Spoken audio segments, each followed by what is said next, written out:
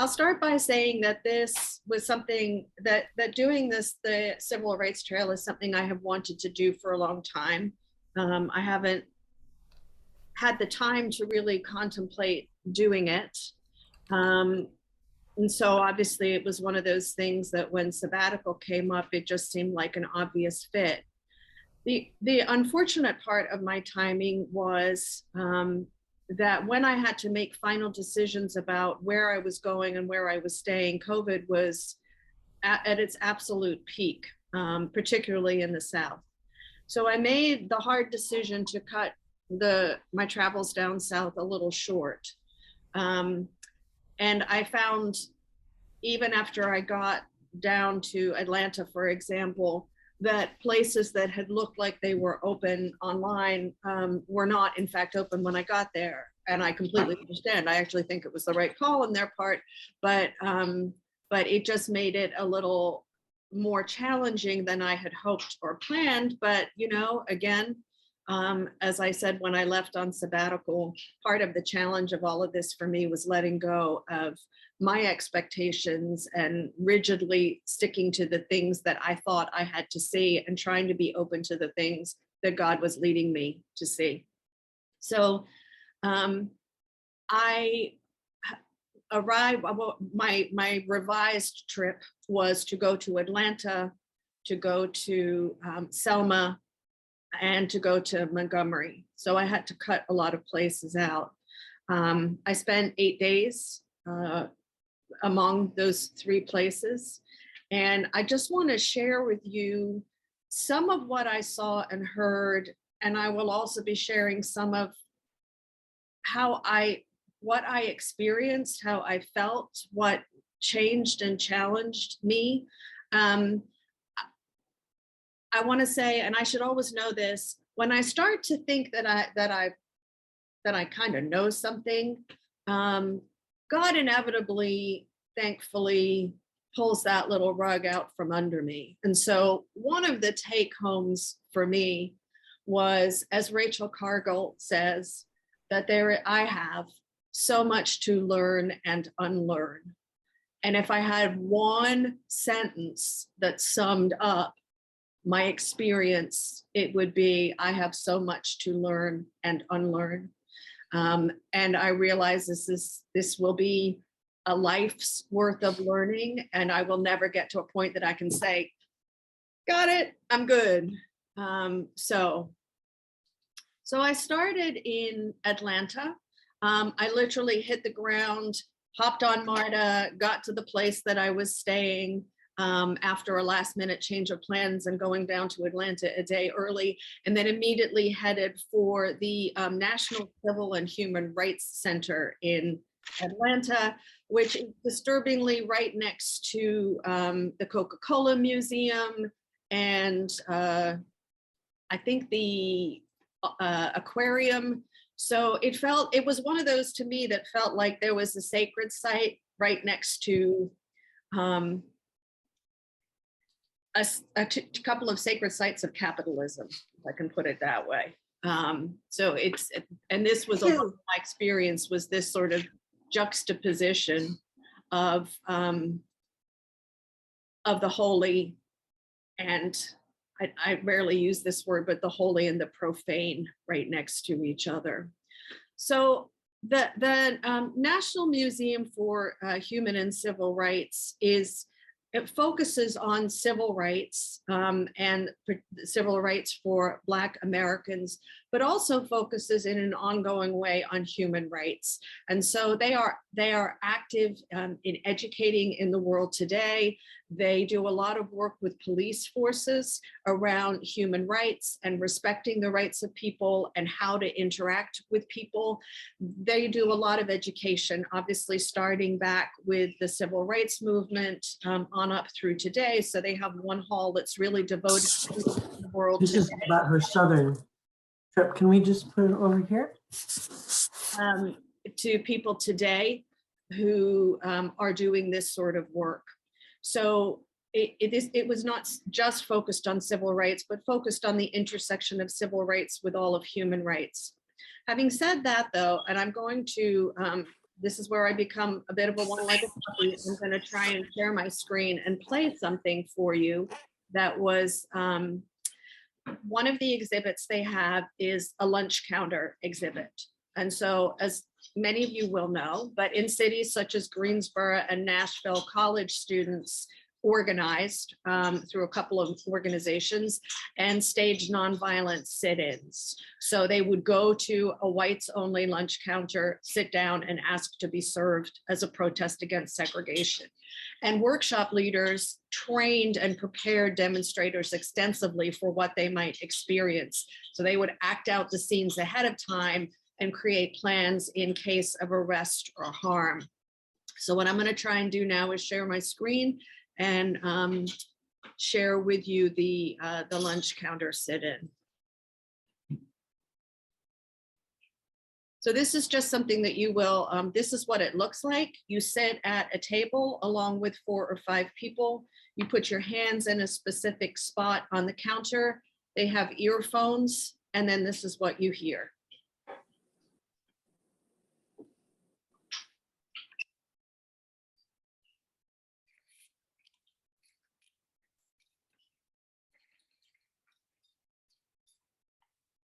How you doing? This your first time, right?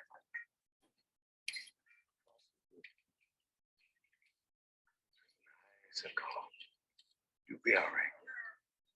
Just stay calm.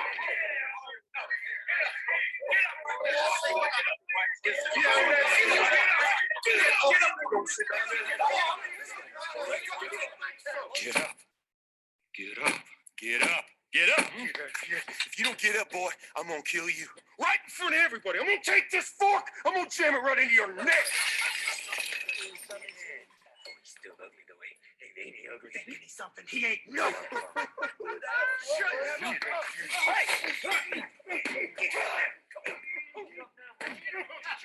You hear that? That's gonna be you, boy. That's gonna be you, boy. If you don't leave now, get up. Get up.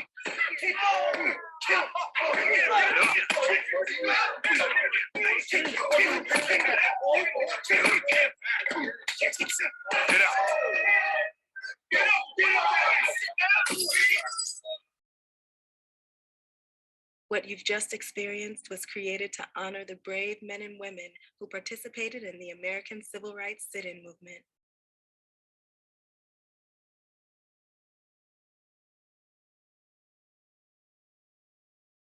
I will add that while I was listening to that, while all of us who were seated along the counter was listening to that, when one of the white men first started yelling, "Get up," the chair and the table shook. So it was as if your chair was getting kicked or jarred from behind.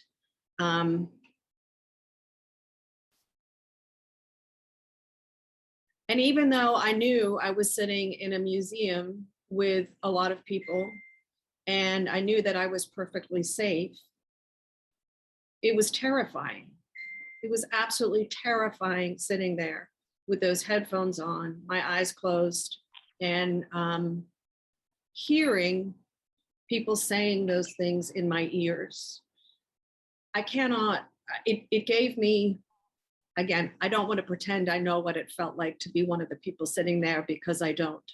But it gave me some insight into the level of fear, because if I experienced that sitting as a white woman perfectly safe in a museum, it is mind-boggling to me, the strength, the courage that the Black students and white people who joined them had in sitting there.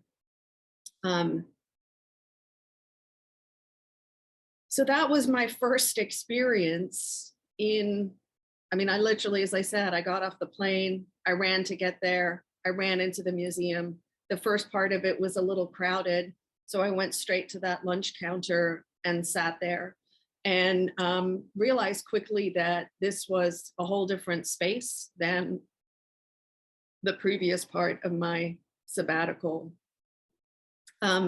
Before I go on, I realize that might have been upsetting or jarring for others. It's hard to hear. If anybody, again, there are too many of you for me to see everybody, but if there's something that you feel that you would like to share about this, please feel free to unmute yourself and speak.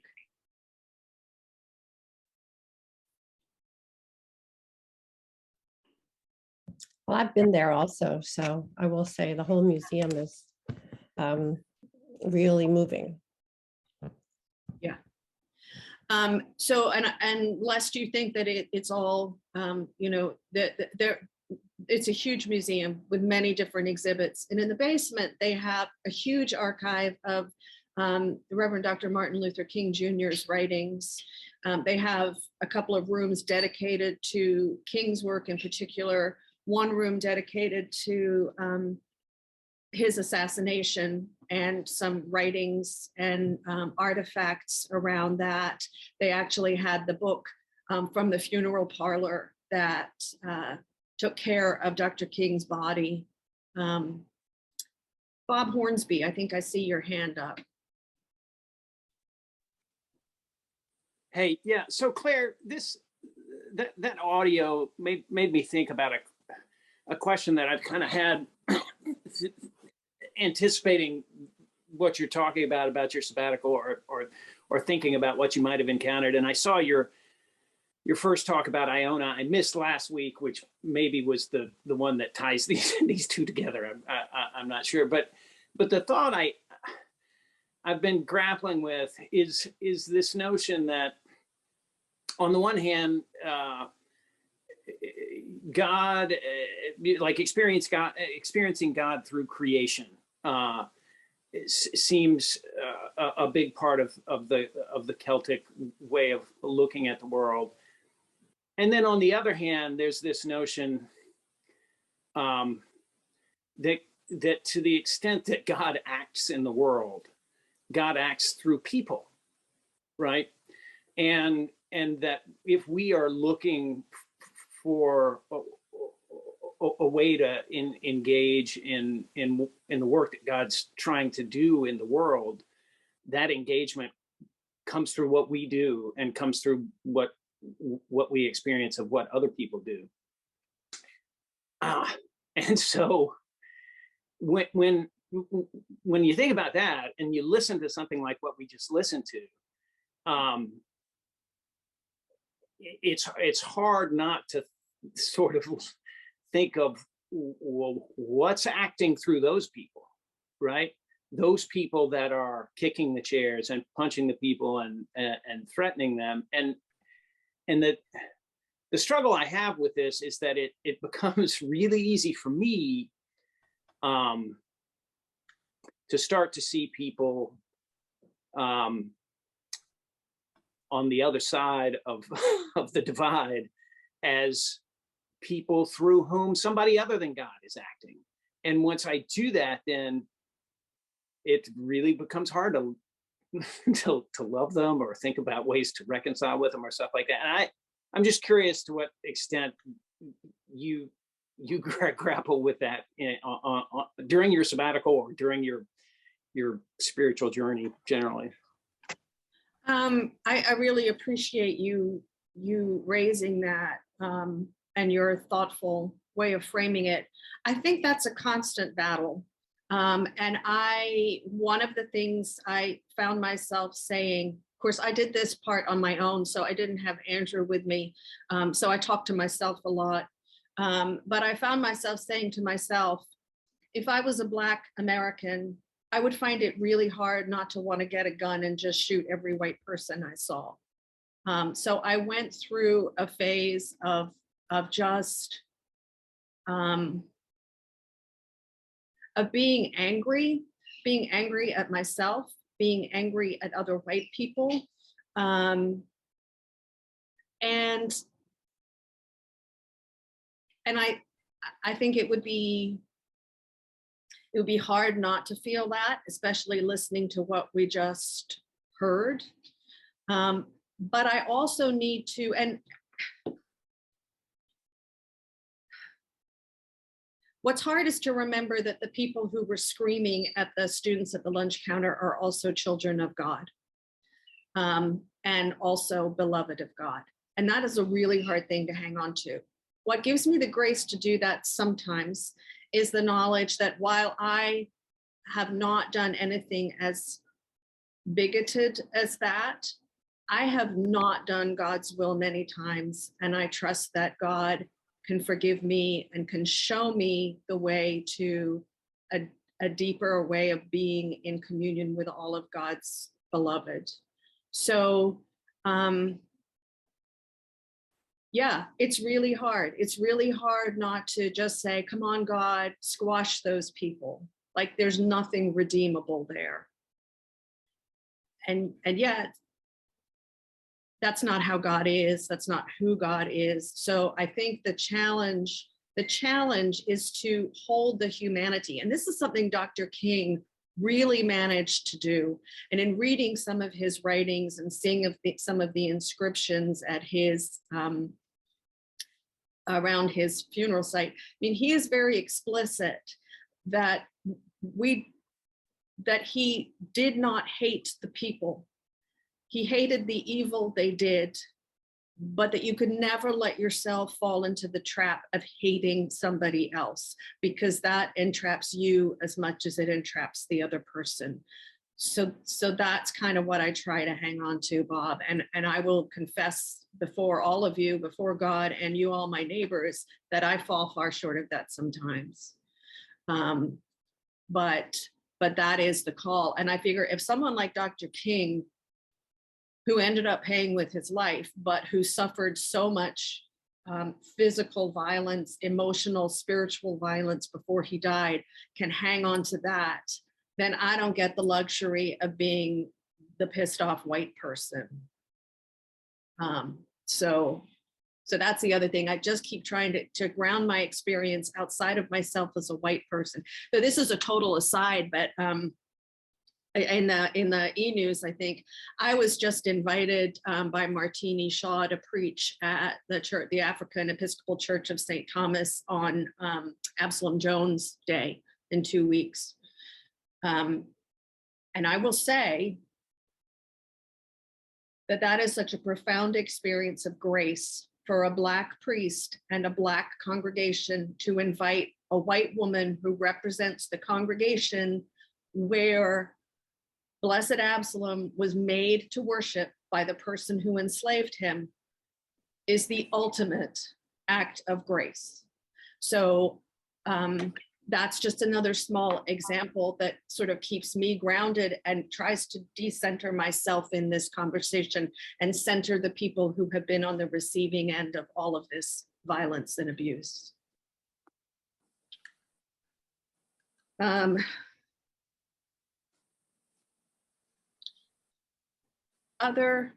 Before I move on to talk a little bit more about Dr. King.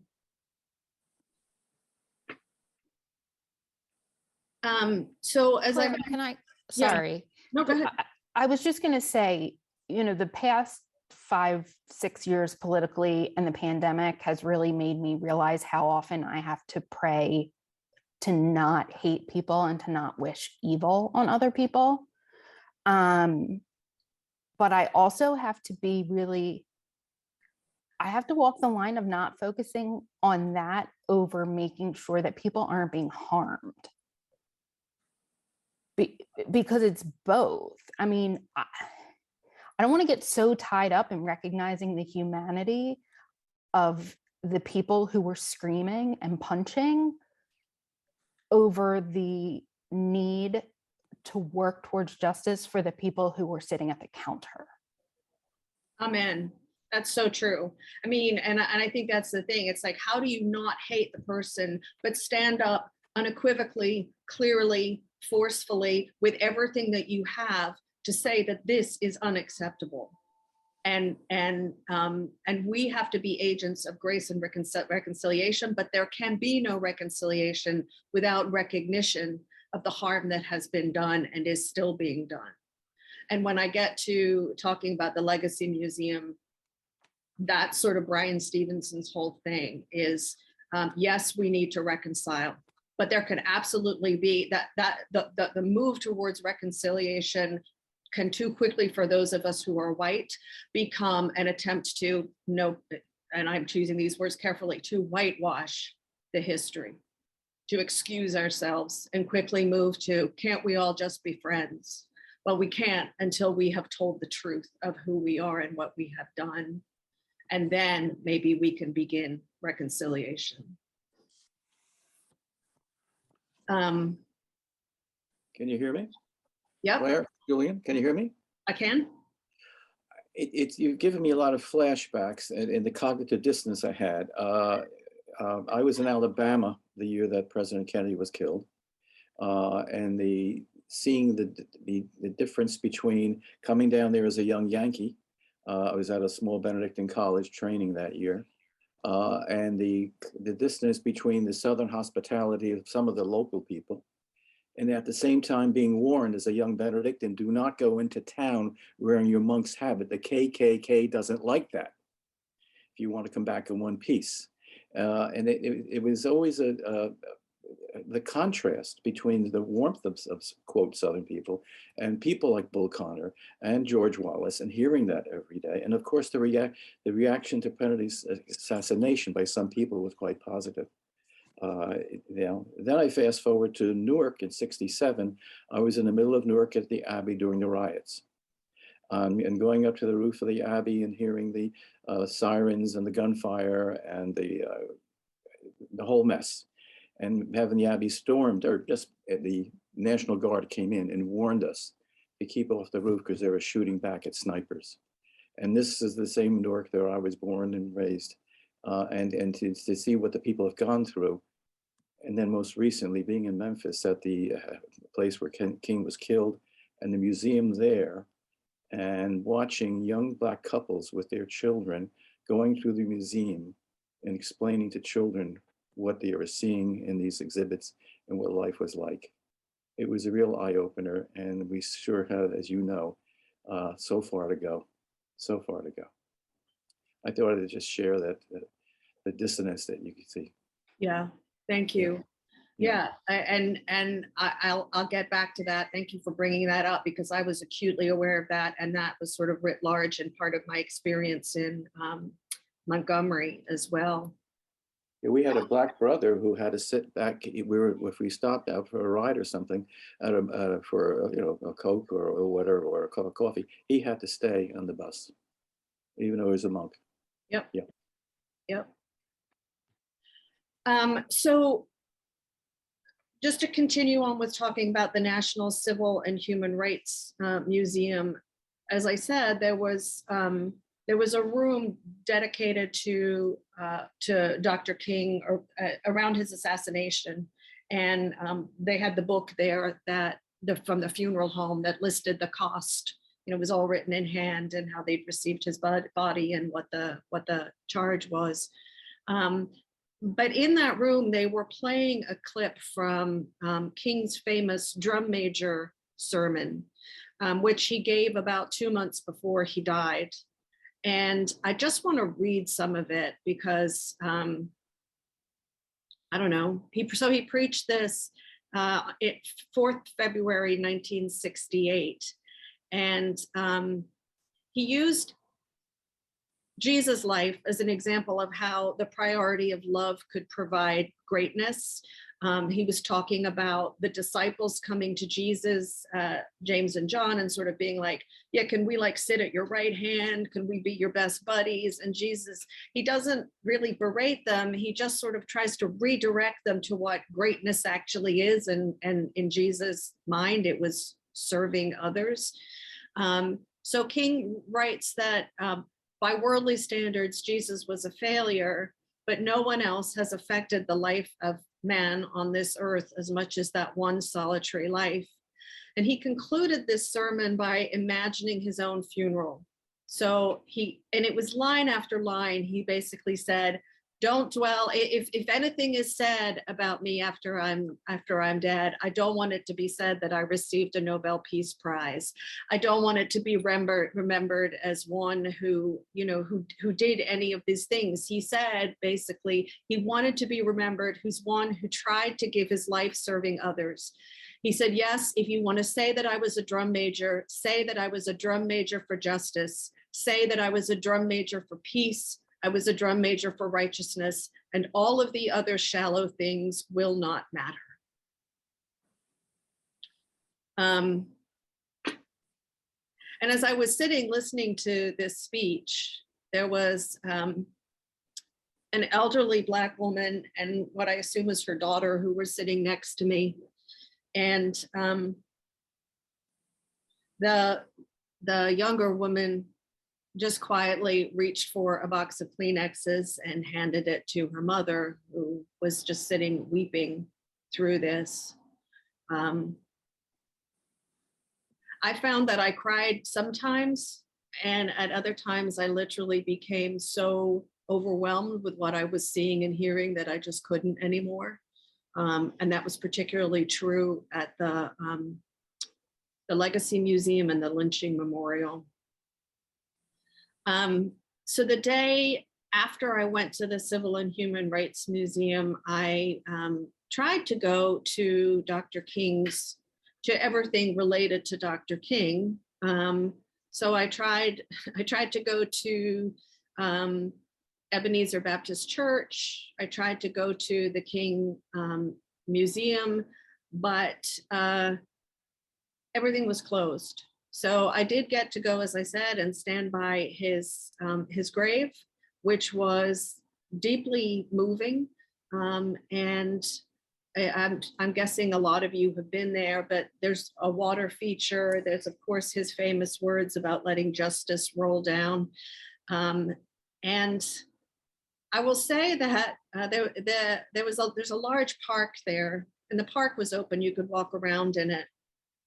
And I ended up having a long conversation with a Black man who didn't have a home and who approached me looking for some money. I will say, Philly's bad, but Atlanta, it's like the second you stepped out on the street, there was somebody like right in my face looking for money or food.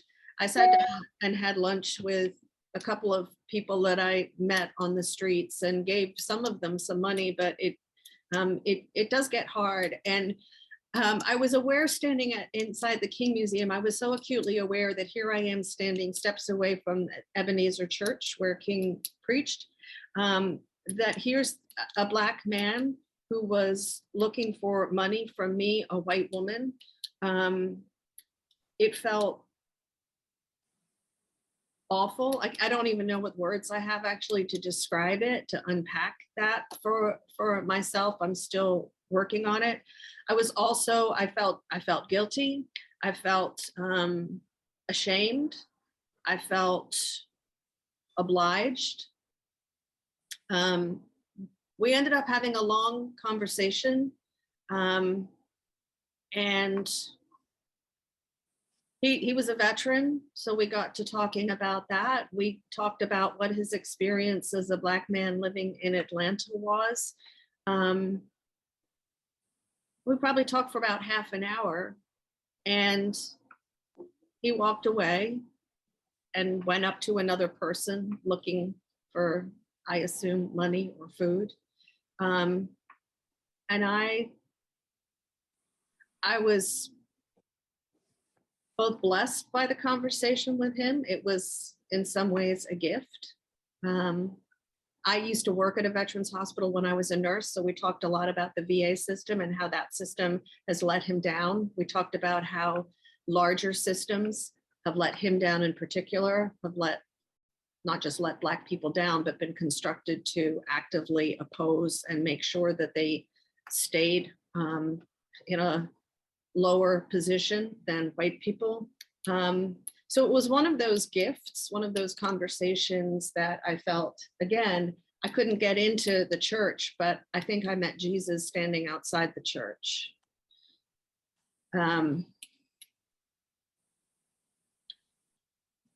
So I'm going to just talk a little bit about that. I wasn't sure when I started this talk, to be honest, whether I was going to do this in one day or whether this was going to take another day. I think this is going to take another day, but I'm going to talk about Selma, my experience in Selma, and I'll save my experience in Montgomery and the Legacy Museum for next time, because I can't cut that short, because that had probably the most profound influence on me. But I decided to leave Atlanta a day early because I was getting frustrated because I couldn't get into anything. So I drove to Selma, which is only about, I don't know, I honestly can't remember, maybe 2 hours, 2.5 hours from Atlanta. And of course, you pull up to Selma, and what you immediately see is the Edmund Pettus Bridge. So let me share my screen. So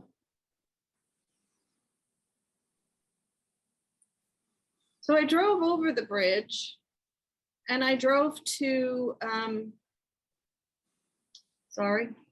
drove to this Interpretive museum. And it was closed, but the bookstore was open. So this is Selma Interpretive Center. So you just go over the bridge. Selma is a tiny, tiny town. I think because we hear about it so much, it feels like it should be huge. It's tiny. It's like one main street and one other street that goes off from it. And within a couple of blocks, you're out of the town. So I went to this Selma Interpretive Center. I went into the bookstore. And there was a Black man who was the National Park Service person who was there. So I had just gotten out of the car. I sort of swept in all in a tizzy, and sort of said, I need to go to the bathroom. But when I come out, tell me what I need to see in Selma. And so I came back out, and we sort of eyed each other up. And he started giving me the usual, well, you need to go to, there's a voting rights museum across the bridge. He said, you should go to that. He said, the museum's closed, but I can talk to you a little bit. And I honestly can't remember how we got into the conversation, but I think we were talking obviously about this, the bridge and the civil rights struggle. And I said, as a white person, I'm realizing more and more how much I have to learn and unlearn. And he started to tell me his story. His name was Ken. And he told me that about 20 years ago, he was living on the streets. He didn't have a home. He said he made some bad decisions, and so he ended up on the street. And for some reason, he decided that he needed to get to Memphis. So he managed to hitchhike his way to Memphis. He got there very late at night. He didn't know anybody in Memphis. He didn't know where to stay. It was like 1 a.m. So he discovered a parking lot that had a bunch of abandoned school buses in it. And he chose the one that looked the most broken down. And he went into the school bus, and he went to sleep. He said he was awakened in the middle of the night, probably a couple hours later, by about 5 white police officers who had jumped on him, who were rolling him over and cuffing him, yelling at him to stop resisting arrest. He said he was asleep. He wasn't resisting arrest. And telling him they were going to arrest him for breaking and entering, arson, even though there was no fire, and resisting arrest. He was taken to prison. He stayed in prison for 9 months before he had a hearing because he had no bail money. When he finally got a hearing, he was offered a plea deal that he could plead guilty to a lesser charge and they would let him go. At this point, he started to cry. He said he had always felt guilty that he took the plea deal because he didn't feel that he'd done anything wrong, but he took it because he wanted to get out. And so now he has a record. And by the grace of God, as he put it, he had been able to get his life together and have a job. But he talked about, this was this one person's experience, this one man's experience, and it was a profoundly holy thing for him to tell me this. And he said he didn't know why he was talking about it because he doesn't normally tell people this. But I'm also aware that this is a common experience, particularly among Black men. And he told me how every time he sees a police car, he shakes and he keeps his hands on the wheel where they can see him. And he's just scared to death. And so we talked about the difference, how as a white person, when I see a police car, if I know I'm speeding, I get nervous. I don't get nervous that I might die in that encounter. I get nervous that I might have to pay a ticket unless I can talk my way out of it. Not that that happens often. I don't want anyone to get ideas. That's like happened once. But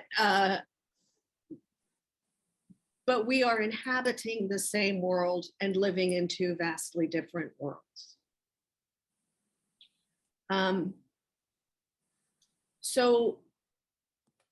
So Ken and I had a good talk. He recommended some books for me to read that are on the sabbatical list that I think you all had a link to, and it should be linked every week in the Friday e-news. So after about, 45 minutes, Ken said, look, you better go because the guy in the Voting Rights Museum doesn't stay there. And I happened to talk to him on the phone. I know that he's there and you should see it. So I left and went over the bridge. I don't really have photos of that museum. It was small. It was a labor of love by this man and a couple of other people in Selma who gathered everything they could from people who marched across the Edmund Pettus Bridge. And it was not the famous people. It was not John Lewis and Dr. King. It was the ordinary people whose stories are never told, whose faces we never see, but who marched across that bridge using their bodies as a shield. Let me get to the bridge pictures. So there it is. There's the crowd of people crossing it. That's a photo of the marchers coming up from Selma, heading towards Montgomery. And that's what was waiting for them on the other side. So this museum consisted of clothes that people had worn. I remember distinctly one woman, Black woman. It was a dress that she had worn. It was apparently her best dress. It had holes in it. It had blood stains on it. There was one room that had the cast of footprints. So I think about 30 years ago, they tried to get molds of the footprints of any living person they could find who had walked the bridge. They have about, I forget how many hundred casts, but it was profoundly moving to stand and see the footprints of these people who showed remarkable courage and determination. I mean, honestly, coming up over the brow of that bridge and seeing that, I have a feeling I know exactly what I would have done, and it's not continue on down the bridge. There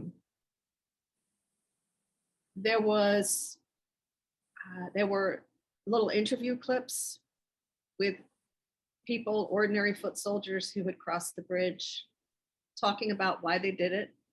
And for some of them, it was like the dramatic, but for many, it was just, I'm just tired.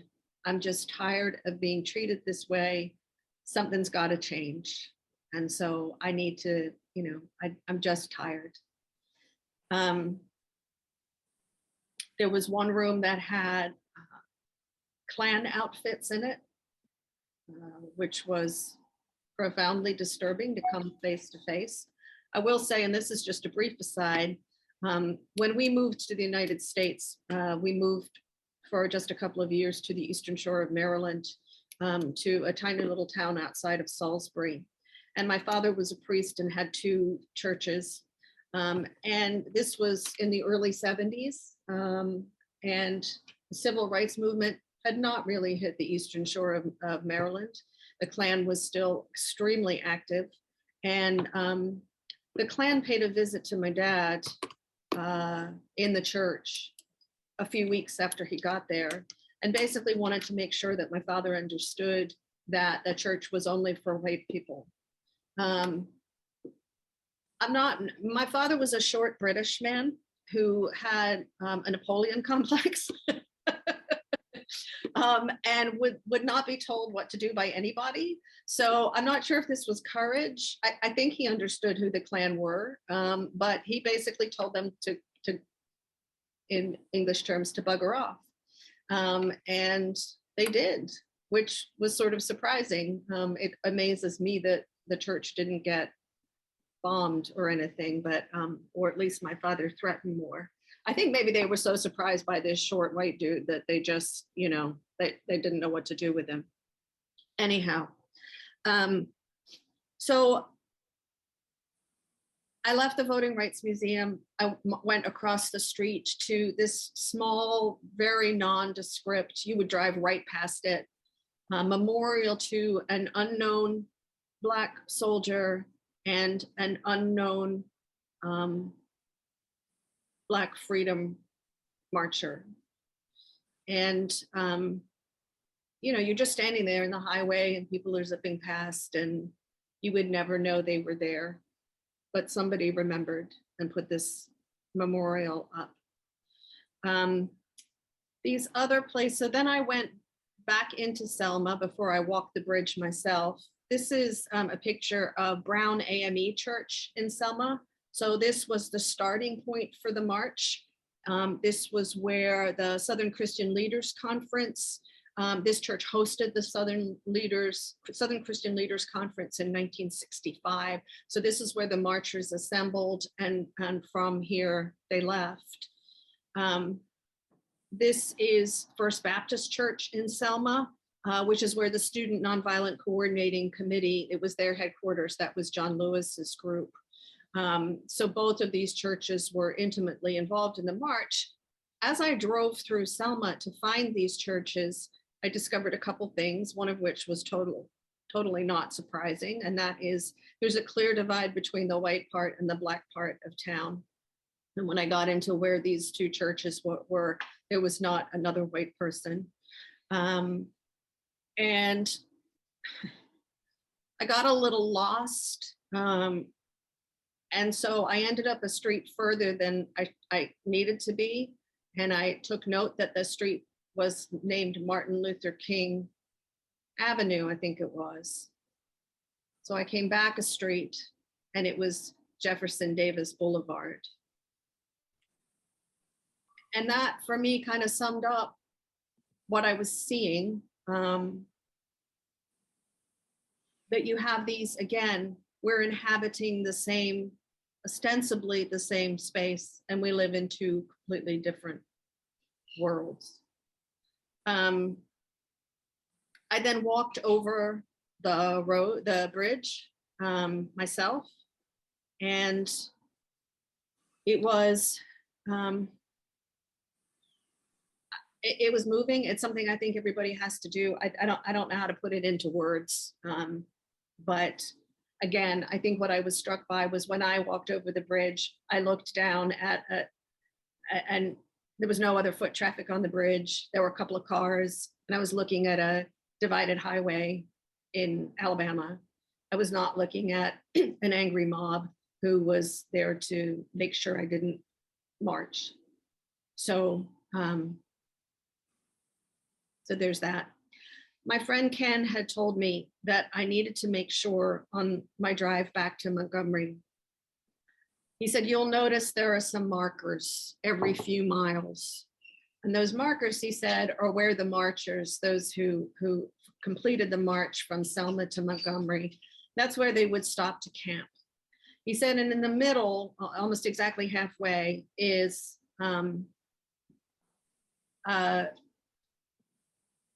another interpretive center. It's closed because of COVID. He said, but you need to stop, and you need to go into to walk around the site because there are some plaques that I think you would need to see. So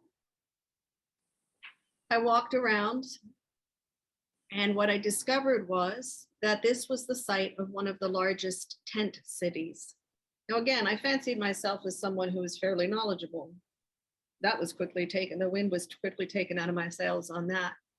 The tent cities, when Black people started to exercise their right to vote in the Deep South, the land that they lived on was almost never their own.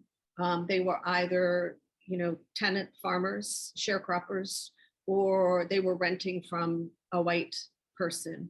And so while the white people were losing in the courts in terms of voting, what they would do is if Black people organized to vote, they would throw them out of their houses or throw them off their land. And so they started to congregate in these tent cities. This was the largest one. This was on what's now on the side of the highway. And the people were some of them were thrown out after being in their home for 60 years or more. So they were just thrown out of everything they knew, and these tent cities sprung up. White people would drive by these tent cities at night and randomly shoot into them. And so many people died. The conditions were awful. I think what totally slayed me is I stopped by one, so they had photos of people. And I stopped by one photo that was of a family. It was a woman, a man, and 3 young children. And the woman was clearly heavily pregnant. And the marker said that she went into labor 4 days after the picture was taken. She ran into some trouble. So they tried to take her to the hospital, but it was a whites only hospital. So she couldn't get care. So they brought her back and she bled to death.